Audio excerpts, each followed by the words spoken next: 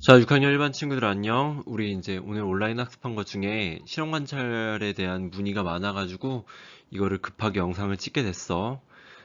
자, 보자. 실험 도구에 대한 설명이 먼저 나오는데 이게 왜 필요한지 설명 좀 해줄게. 일단은 이 실험 같은 경우에 목표가 뭐냐면은 이 효모랑 설탕이 섞였을 때에 어떤 기체가 발생을 하는지 안 하는지를 확인을 하는 실험이거든. 이 효모라는 게 뭐냐면은 일종의 미생물이라고 해야 되나? 아무튼 얘가 빵 만들 때 넣는 우리 이스트 같은 거 있잖아. 그런 거랑 같은 거거든. 그래서 얘네들이 설탕 용액, 이게 당이랑 반응을 하면은 기체가 발생을 해. 그래서 이 기체 발생을 알아보는 실험이니까 당연히 설탕 용액이랑 효모액이 필요하겠지. 여기서 설탕 용액이란 얘기는 이게 설탕물이라는 거 쉽게 얘기하면은 설탕 더하기 물. 그 다음에 시험관 50ml짜리 두 개는 그 설탕 용액과 효모액을 섞은 거를 각각 50, 이렇게 시험관에 담아주기 위해서 두 개가 필요한 거고, 스펀지 두 개는 여기 위에 시험관 위쪽을 막기 위해서 이거를 그 실험 설명에 나와 있듯이 고무나 플라스틱을 쓰지 않는 이유는 이 기체, 설탕이랑 효모액이랑 반응했을 때 나오는 기체가 그 고무나 플라스틱 관을 뚜껑으로 막혀 있으면 터질 수가 있기 때문에 구멍이 뽕뽕 뚫려 있는 스펀지를 이용해서 하겠다는 거고, 스포이트 두 개는 당연히 이제 액체를 옮길 때, 이동시킬 때 쓰는 거니까 필요하겠지. 그 다음에 뭐 시험관 돼야 시험관 고정하는 거고, 차가운 물, 따뜻한 물은 이제 우리가 차가울 때랑 뜨거울 때랑 반응이 뭐가 더 활발하게 일어나는지 비교하기 위해서 두 개를 준비한 건데, 따뜻한 물이 왜 40도밖에 안 됐냐? 이게 온도가 너무 높으면은 이 효모가 죽어. 그렇기 때문에 온도가 적당한 걸로 준비를 한 거야. 그리고 이게 차가운 물은 4도씨를 준비했는데 이게 더 낮은 거 같은 경우에는 반응이 아예 일어나지 않을 수가 있어. 그래가지고 4도씨 물로 준비를 한 것 같고, 스탠드랑 고정 집게는 이거 시험관을 잘 이렇게 매달아두기 위해서 쓴 거고, 유성펜은 마지막에 거품이 올라왔을 때에 높이를 재기 위해서, 표시하기 위해서 갖다 놓은 거겠지. 추가로 여기다가 하자면은 자도 필요하겠다. 자, 30cm짜리. 자, 그 다음에 여기도 나와 있듯이 장갑. 장갑은 꼭 필요하진 않을 것 같지만 어쨌든 뭐 쓰라고 하니까. 자, 실험 결과를 보면은 지금, 자, 우리가 표를 먼저 분석을 하기 전에 표에 나와 있는 여기 한글 글자들을 먼저 좀 봐줄 필요가 있거든. 자, 차가운 물. 그러니까 이 차가운 물이 뭐냐면 이 시험관을 넣은 물이 차가운 물일 때 이 시험관에 뭐가 들어있는 거야 지금? 설탕 용액과 효모가 있는 거지. 자, 그러니까 설탕 용액과 효모가 차가운 물일 때 반응이 얼마나 일어나느냐를 물어보는 거지. 자, 처음에는 그러면은 물질 높이가 4cm였는데 나중에 높이도 그대로 4cm지. 그러니까 지금 반응이 있던 거야, 없던 거야? 이거 같은 경우에는 높이 변화가 없다는 얘기는 무언가 새로 생성된 물질이 없다는 얘기가 되겠지. 고로 차가운 물일 때에는 반응이 일어나지 않았다라고 볼 수 있겠고, 반대로 따뜻한 물에서는 지금 처음엔 높이가 4cm였고 나중에 높이가 6.5cm로 지금, 잠깐만, 아이고 이렇게 안 들리냐, 지금 2.5cm가 증가를 했지.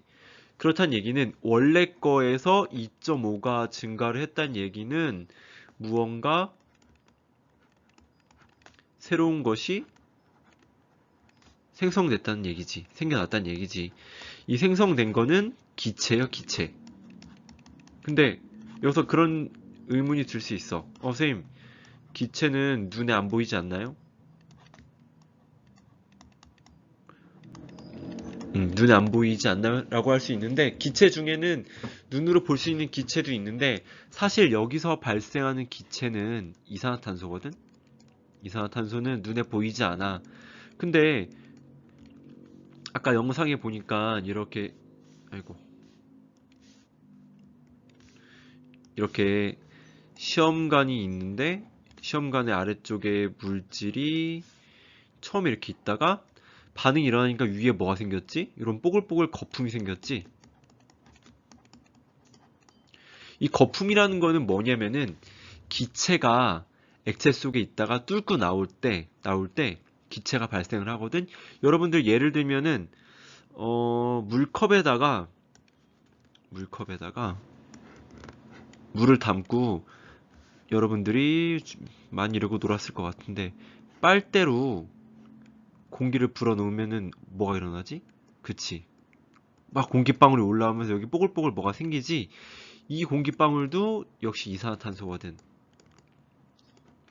어쨌든 우리가 이 액체 속에서 기체가 발생을 할 때에 이런 거품이 생기고 이 거품의 양이 많으면은 발생한 이산화탄소가 많다라는 것을 우리가 알 수가 있지. 그래서 이 두 개의 높이를 비교해서 그 설탕 용액과 효모가 반응했을 때 얼마나 많은 물질이 생성이 되는지 우리가 비교할 수가 있겠지. 그래서 처음에 세웠던 가설이 효모는 차가운 곳보다 따뜻한 곳에서 더 발효가 잘 될 것이다 라는 거에 대해서 실험을 해봤더니 실제로 따뜻한 물에서 높이 변화가 더 많이 있었기 때문에 발효가 잘 일어났다라는 것을 확인을 할 수가 있었어. 자, 실험 결과는 이렇게 됐고 한번 실관을 볼게. 자, 1번 실험을 하면서 관찰한 내용을 글과 그림으로 나타내 보세. 자, 그림이면은 뭐가 있을까? 먼저 차가운 물 담은 곳에서는 반응이 없다. 사실 없다기보다는 거의 적어서 눈에 보이지 않는 거라고 볼 수 있고, 그 다음 따뜻한 곳에서는 반응이 활발했다. 뭐 있었다. 활발. 이런 식으로 우리가 답을 쓸 수가 있을 것 같고, 그림으로 나타내자면은 뭐 이렇게 시험을 할 때 우리가 시험관 두 개를 놓고 했으니까 이렇게 시험관 두 개를 그려놓고 이쪽이 차, 이쪽이 따 해놓고 이쪽에는 거품이 없었으니까 그대로 두고 따뜻한 쪽에는 거품이 생겼으니까 이런 식으로 이렇게 거품 이런 식으로 우리가 그림으로 표현할 수가 있겠지. 2번 자 효모액의 부피를 측정해 보자 했는데 지금 영상에서 실험은 우리가 여기에는 부피 밀리리터 단위로 나왔는데 영상에는 센티미터 높이로만 비교했지 이래도 크게 문제는 없으니까 일단은 영상대로 하자면은 처음 게 저기 뭐야 4mm 4cm 4.0cm였고 따뜻한 물도 4.0cm였지. 그러다가 15분 뒤 영상은 10분 뒤였지만 어쨌든 여기가 그대로 4.0cm고 따뜻한 물 같은 경우에는 2.5가 늘어나서 6.5cm가 됐지. 그치? 이렇게 기록해주면 될 거고. 자, 이거 되게 중요한 건데, 보라색. 자, 반복해서 실험하면 좋은 점을 물어보고 있지. 자, 우리가 실험은 누가 하지? 실험은 누가 하지? 사람이 하지. 자, 사람은 하다 보면은 뭐가 발생하지? 실수가 생길 수밖에 없어. 오차라는 게 생길 수밖에 없겠지. 근데 반복을 해서 실험하는 경우에는 오차를 줄일 수가 있어. 이게 바로 반복하는 실험의 이유인데 예를 들어서 뭘로 해볼까? 여러분들이 키를 쟀다고 쳐. 키 측정.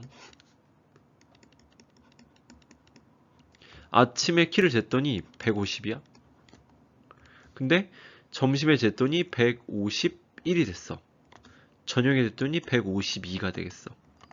또 자기 전에 쟀더니 다시 150cm가 됐어.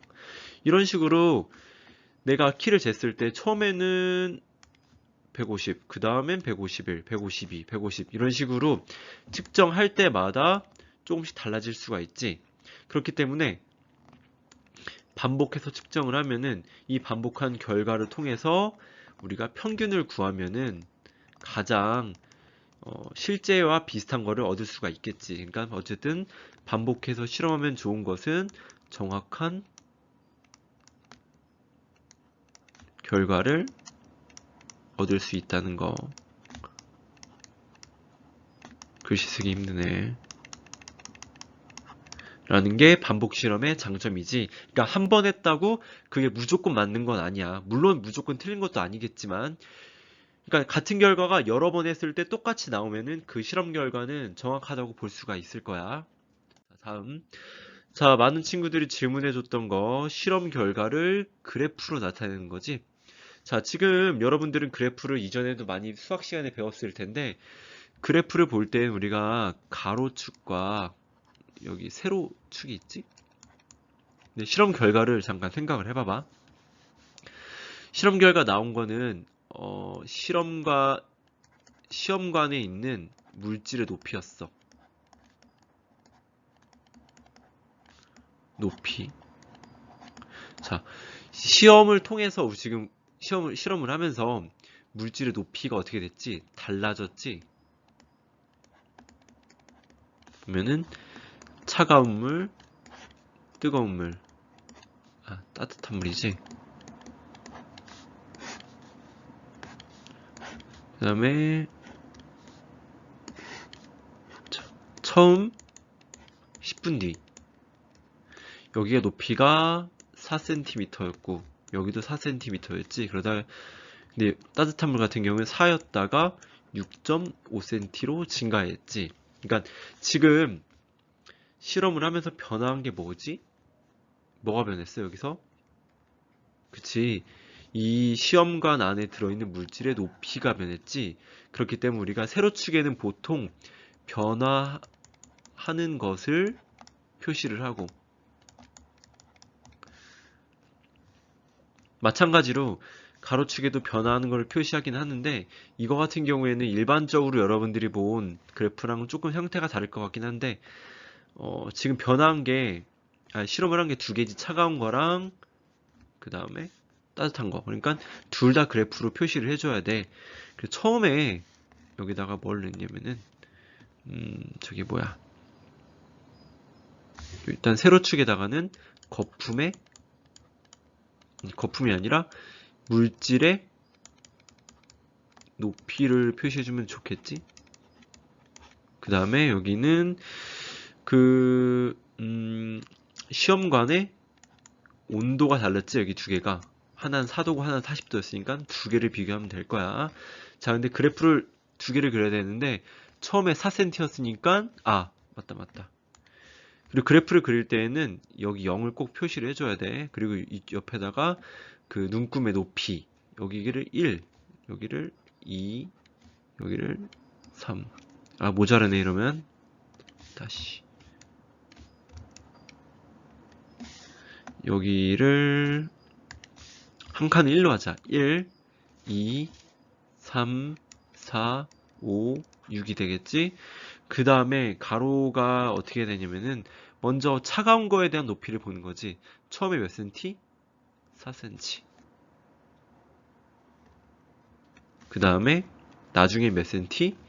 얘도 그대로 4cm였지.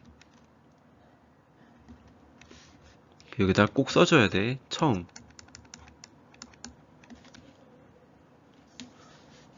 그 다음에 여기는 10분 뒤. 차가운 거 같은 경우에 높이 변화가 없었고, 이것도 표시해줄까? 그 다음에 따뜻한 거 같은 경우에는 처음에는 얘도 마찬가지로 4였지. 4였고, 나중에 10분 뒤에 얘가 높이가 몇이 됐지? 6.5가 됐지. 그러니까 여기쯤이 되겠지? 이렇게 6.5. 이런 식으로 높이가 변화했다는 거를 그래프로 표현해주면 좋을 것 같아. 여기다가는 시험관의 온도라는 말보다는 여기는 뭐가 좋을까? 뭐가 좋을까? 그냥 시험관의 온도라고 하자. 온도에 따른 변화. 그 다음에 여기 아래쪽 큰 네모칸에는 뭘 쓰냐면은 이 그래프의 이름을 쓰는 거거든? 여기다가는 뭐라고 쓰면 좋을까? 일단 우리가 변화한 게 그 시험관의 온도였지. 그러니까 온도에 따른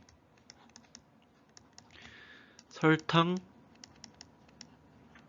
더하기 효모의 반응 변화. 이런 식으로 제목을 쓰면 좋을 것 같아. 내가 쓴 게 정답은 아니야. 틀릴 수도 있어. 그렇지만 이렇게 쓰면은 그래프가 대충 이해는 될 것 같고. 자, 그 다음 이 그래프로 알 수 있는 사실을 이야기해 보자. 알 수 있는 사실은 두 가지가 있지. 차가우면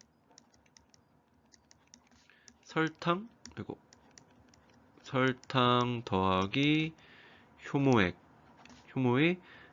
반응이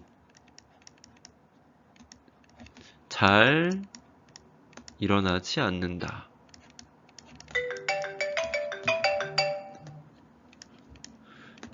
이렇게 쓰면 될 것 같고, 그 다음 반대로 따뜻하면 설탕 효모의 반응이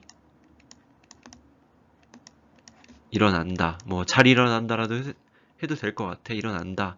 라고 우리가 그래프를 통해서 알 수 있는 사실을 확인할 수가 있을 거야. 자, 정리해 보자면은 이 실험은 설탕 용액과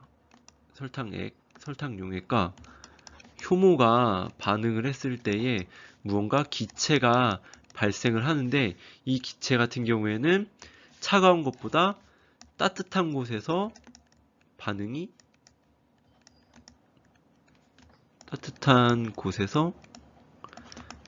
잘 일어난다. 이거를 우리가 이걸 확인하는 게 이번 실험의 목표였지. 자, 이렇게 그래프 그리는 법이랑 실험 관찰 풀이, 그 다음에 실험에 대한 간략한 설명까지 다 해봤어. 궁금한 거는 선생님한테 연락을 따로 해주면은 좋을 것 같고, 뭐 댓글로 달아줘도 선생님이 거기다가 이제 답변을 달아주면 될 것 같아.